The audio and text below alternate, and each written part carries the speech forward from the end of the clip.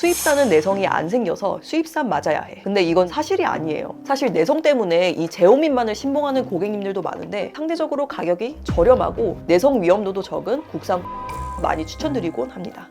안녕하세요. 빛나는 피부 닥터 영입니다. 오늘은 의사들이 절대 말 안 해주는 보톡스의 부작용에 대해서 이야기해 보려고 해요. 보톡스 부작용이 왜 생기는지, 각 부작용들을 어떻게 해결해야 하는지, 그리고 제가 추천하는 보톡스까지 솔직하게 알려드릴 테니까 끝까지 봐주세요. 보톡스 부작용은 왜 생길까요? 이 시술의 원리를 들여다보면 쉽게 이해할 수 있는데요. 보톡스는 근육과 신경의 신호를 차단을 해서 근육이 움직이지 않도록 만들어주는 시술이에요. 하지만 이 과정에서 세 가지 주요 원인으로 부작용이 발생할 수 있습니다. 약물이 예상치 못한 곳으로 확산이 되거나 표정 근육을 정확히 이해하지 못해 비대칭을 만들어내거나 용량 설정이 잘못되어 필요 이상으로 근육이 마비되거나 하는 경우가 있어요. 추가로 내성이라는 부작용도 있답니다. 그럼 각 부작용의 예방 방법과 대처 방식을 각각 알려드릴게요. 첫 번째 케이스, 약물이 예상치 못한 곳으로 확산이 되어 눈꺼풀이 무겁고 처지는 증상이에요. 이마 보톡스를 맞으시는 분들 중에 이마가 과도하게 마비됐거나 약물이 눈꺼풀을 올리는 근육까지 확산이 된 경우에 이런 부작용이 발생하죠. 저 같은 경우는 이런 경우를 대비해서 시술할 때는 이마 근육 전체가 아닌 필요한 부위에만 부분적으로 조심조심해서 놓기 때문에 최대한 눈이 무거워지는 경우를 피합니다. 용량 자체를 줄이는 방법도 있어요. 그래서 저는 시술하기 전에 꼭 고객님께 이전에 이마 보톡스를 맞고 눈꺼풀이 무거워진 적이 있는지 과거 시술 이력을 꼭 물어보는 편이에요. 사실 이 경우는 시간이 지나면 알아서 풀리기는 합니다. 보톡스 자체가 3, 4개월 동안 효과가 지속되기 때문에 그 시간이 지나면 서서히 풀리는 경험을 하실 수 있을 거예요. 두 번째 케이스는 얼굴 비대칭입니다. 좌우가 맞지 않게 얼굴에 비대칭적으로 시술 결과가 나타나는 경우인데요. 보통 이 경우에는 좌우 근육의 크기와 힘 차이를 고려하지 않고 동일한 용량을 주입한 경우에 발생해요. 그래서 저는 시술 전에 꼭 좌우 얼굴을 만져보고 평소에 또 어떤 식으로 표정 근육을 짓는지 보고 주사를 주입합니다.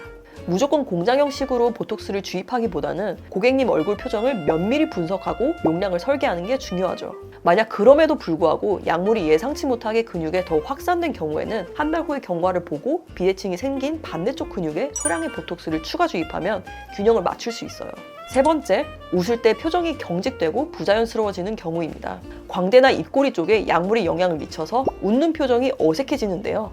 이런 부작용을 예방하기 위해서는 시술 전에 웃음을 짓게 해서 얼굴을 면밀히 관찰하고 웃음 근육을 어떻게 사용하는지를 자세히 관찰하는 게 중요합니다.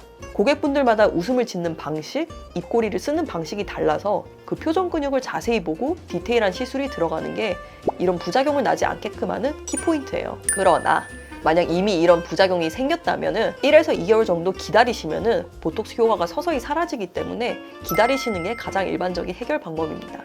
위에 세 가지 보톡스 부작용은 불편하긴 하지만 사실 시간이 지나면 어느 정도 해결이 돼요. 하지만 해결이 잘 안 되는 부작용도 있습니다. 바로 보톡스 내성인데요. 보톡스 내성은 보톡스가 더 이상 효과를 발휘하지 않는 부작용을 말합니다. 보통 보톡스를 너무 자주 맞으시거나 고용량을 맞으시는 분들한테 생기는 부작용이에요. 그러니까 몸의 반응에 따라 다르기 때문에 운이 영향을 끼치는 부작용이죠. 수입산은 내성이 안 생겨서 수입산 맞아야 해 라는 말 많이 들어보셨죠? 근데 이건 일부 사실이 아니에요. 수입산이 내성이 안 생기는 게 아니라 순수 단백질로 이루어진 제오민이 내성이 덜 생긴다는 연구 결과가 있는 거죠.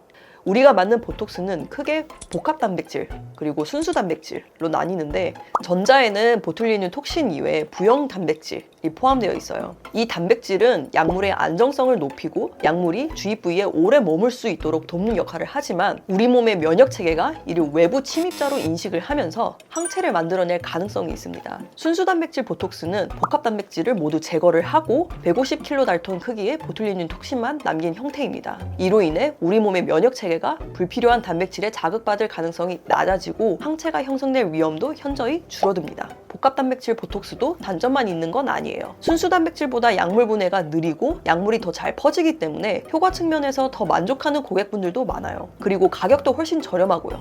종아리, 승모근과 같은 넓은 부위에 효과가 더 좋고요. 순수 단백질 보톡스는 내성 발생 위험이 현저히 적긴 하지만 제조 과정이 비교적 까다롭기 때문에 상대적으로 가격이 높은 편이에요. 복합 단백질은 수입 제품으로 엘러간사 그리고 영국산 디스포가 있고요. 국내산은 보툴렉스, 미주톡스가 있어요. 순수 단백질 보톡스로는 독일산 제오민, 국내산 코어톡스가 있습니다. 코어톡스는 제오민의 국산 버전이라 보시면 돼요.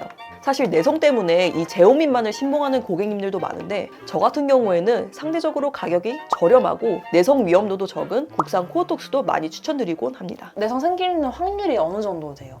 내성 확률은 사실 굉장히 적기는 해요. 낮은 확률이긴 하지만 내가 걸릴지 모르거든요. 내가 걸리면은 100%니까 만약에 정 불안하시면은 그냥 제오민이나 아니면 코어톡스로 시술 받으시면 될 것 같아요. 내성이 생긴다는 게 미용 시술을 받을 때만 효과가 없는 내성이 생기는 건지 다른 약물 치료나 할 때도 내성이 생기는 건지 궁금하거든요. 다른 질환에도 보톡스를 쓰는 경우가 있는데 그때도 당연히 내성이 영향이 미치죠. 만약에 미용 시술을 하다가 내성이 생겼다. 근데 그 질환도 걸려서 보톡스를 쓸 일이 있다면은 그 치료 효과를 못 보시게 되죠.